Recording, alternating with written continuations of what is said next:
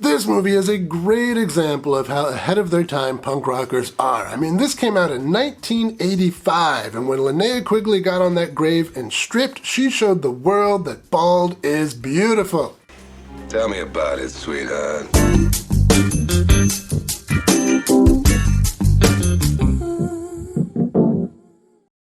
Welcome to Exploitation Reviews, and me, Rob, and today I'm taking a look at Return of the Living Dead from 1985. This film comes to us from Dan O'Bannon, who you might know as the writer of Alien.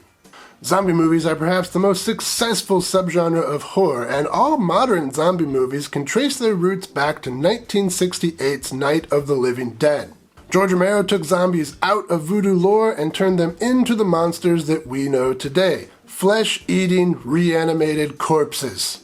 But sometimes modern zombies are portrayed a bit more comically as reanimated corpses who specialize in eating brains.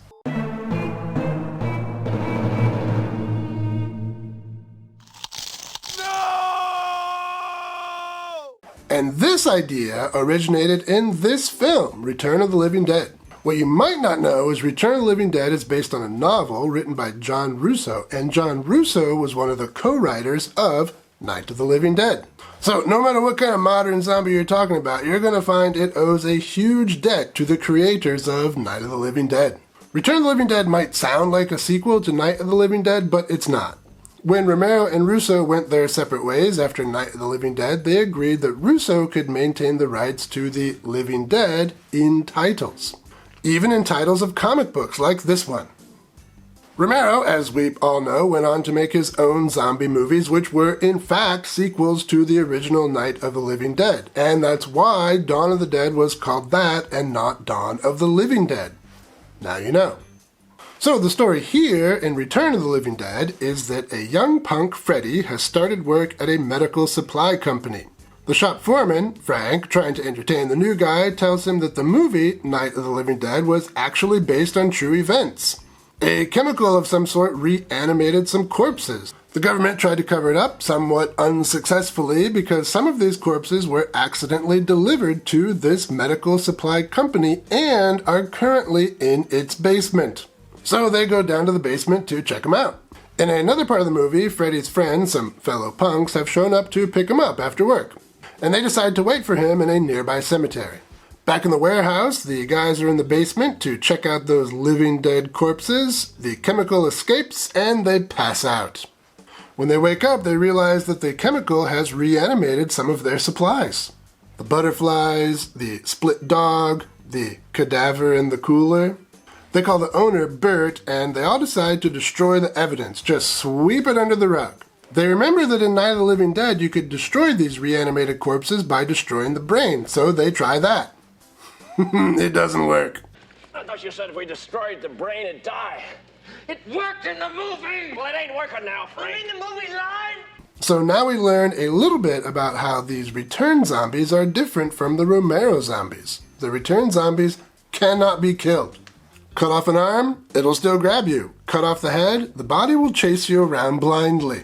So they decide to ask their friend, a nearby mortician, to incinerate the evidence, destroying the bodies completely. And while they are dismembering medical supplies, the punks are in the graveyard watching Linnea Quigley strip. I know which group I'd rather be a part of. But it turns out that incinerating these corpses was not the best idea.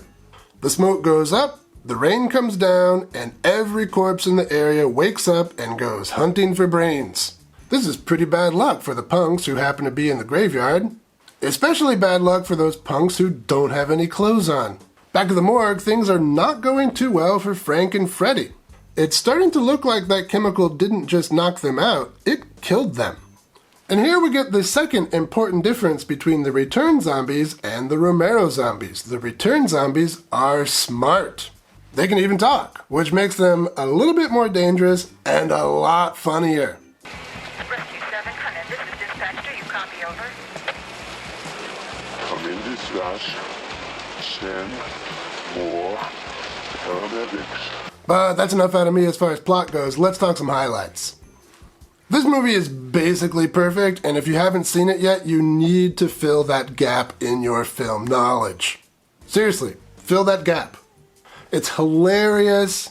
It's got great practical effects. The Tarman zombie is the obvious standout, but I also really like the popsicle corpse from the beginning of the film. It's got a great punk soundtrack, The Damned, TSOL, The Cramps. Oh man, The Cramps. They are one of my favorite bands of all time. In fact, watchers of this channel might be interested in knowing that The Cramps once covered the theme song from Faster Pussycat Kill Kill, and Russ Meyer credited The Cramps with renewing some interest in the film. So if you first heard about Russ Meyer in the mid-80s or early 90s, you might have a punk band to thank for that.